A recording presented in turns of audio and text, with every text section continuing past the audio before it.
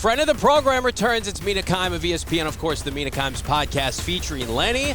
Mina, welcome back to Indianapolis. Arizona native is how I prefer to be introduced when I do your guys' show. I have to say, I was targeted. You influenced me on social media. I hold, it's not the burden in my household, but I break down the boxes. Oh, it's a privilege. I love doing it.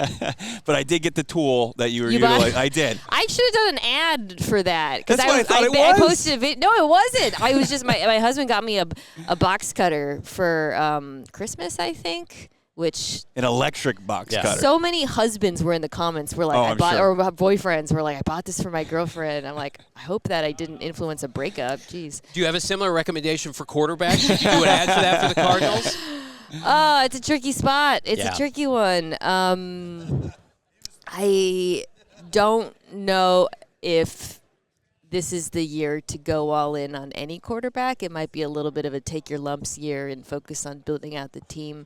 Personally, I've seen a lot of Willis as a potential, who I do like, but I'm not, especially in that division, I do wonder if you might be better off served just kind of treading water a little bit at the position.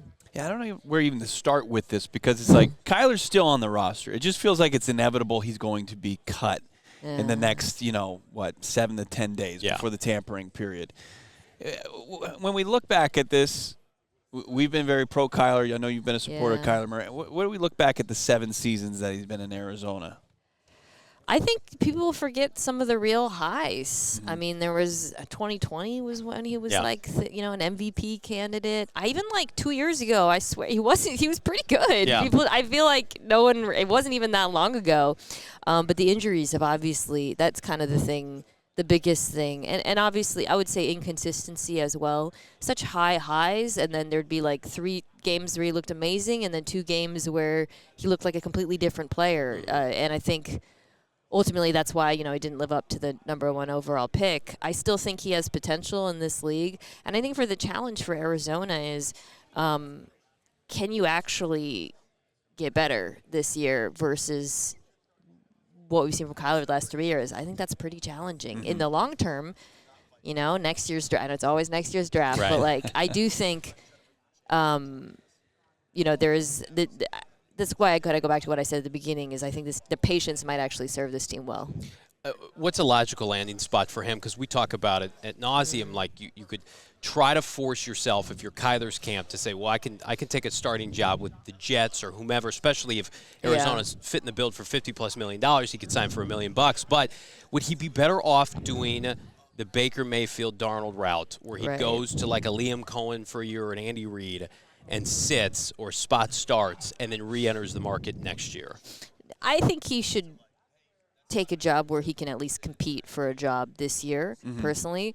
And I actually, if I were him, would prefer that over a Jets or whatever. Like, I would say Minnesota, Pittsburgh, and Atlanta are the 3 teams, if I were him, that I would go for. And, in those spots, he's obviously not Pittsburgh he would be. But if it's Minnesota or Atlanta, that's a competition. But if I'm Kyler Murray, I'm betting on myself to win that competition. A lot of the fan base wants to take what you were outlining there is just not completely tanking, but with an eye towards 2027. Yeah. Gannon leaves. He's 15-36. That's done. But Monty Ossenfort's still in that building. He's got this high wire act. He's got to show some sort of the needle pointing in the positive direction here.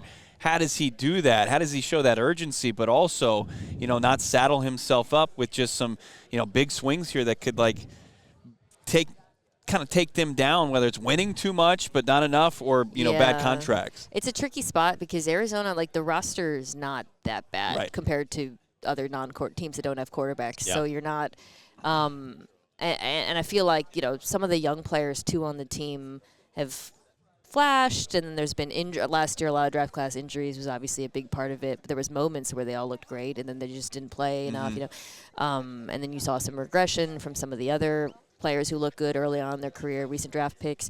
So I think for him, it's not just about this year. I think the players that you've acquired over the last 2 years have to show some improvement too, especially last year's draft class, because I liked a lot of the players they took.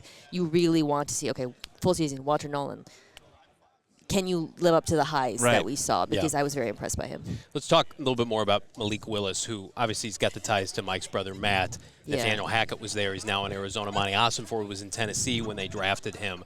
I like the measurables and, of course, like the arm strength and all the advanced metrics. Can he do it for 17 games for a team? Yeah, I think it depends on the build of the team and the offense. The way I see Malik is it's actually kind of similar to Jalen Hurts. If you have a strong run game, which he is obviously a part of, and he's a better runner than Hurts at this point, and then so you get more of those single high coverages. He throws a gorgeous go ball, and again, similarly to like Philadelphia and what we've seen at times with Hurts, then you start. It's like, okay, well, this offense is based on the run primarily, and then he can take advantage of that. But if you can't run the ball, I would get worried about him. Yeah. So I think from Arizona's perspective, acquiring him, it's like, can we also improve the run game? Yeah. Does that make sense? 100%. Like I wouldn't want him to land with a team that can't run the football. Right. And he will help a lot, more than Kyler, honestly, too, as well. Yeah. But if you can't run the ball, I don't like the fit at all. Let me see if this would get you going as somebody who is a NFC West fan, and it's this offseason, right? Say it's Malik Willis at the quarterback spot. Okay. You lean all into Michael Floor on the offensive side of the football. Third overall, you take one of these tackles, maybe a Maui Noah or a Fano. Obviously, you've got McBride and Wilson, a 1,000-yard receiver. Hopefully, they can get some more out of Marvin Harrison Jr. I mean, does that do anything for you? I mean, as far as the Cardinals? Maybe add like a middle class back. There's a lot of really good backs in free agency who won't cost a lot of money. Like I Kenneth Gainwell, somebody Kenny like that. G is one of my favorites. I like Rico Dowdle. People were making fun of me for that last night at a party. I was like, I think he's really good. He's got 2 back-to-back 1,000-yard seasons for 2 different teams. He's just good.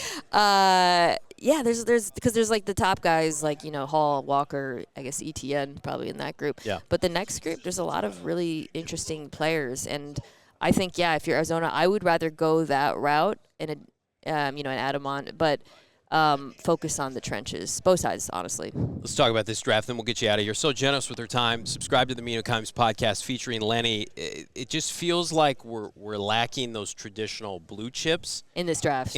Like we're joking around with our friends from DLLS. Like we're talking about the same players at 3 that they're talking about at like 12. Right. Yeah. For the Cardinals. Right. Yeah. I hear you. I don't know if I agree with that, actually. Like, I think I don't think there's like a Micah Parsons or, but I do think the top 6 or 7 players are a cut above. Like, who do you like specifically? I mean, where you're picking, if I would take Reese in a heartbeat. Okay. You're not worried about the transition to be an edge rusher? We've been burned by Isaiah Simmons of the world. He's not Isaiah Simmons. He's not Micah Parsons, though, but I think you take him if the Jets were to go Bailey. Okay. If Bailey's there, you take Bailey. You're actually in a great position. I think it's weird for, like, the Giants at 5. No, you know what I mean? Like, when you're getting outside.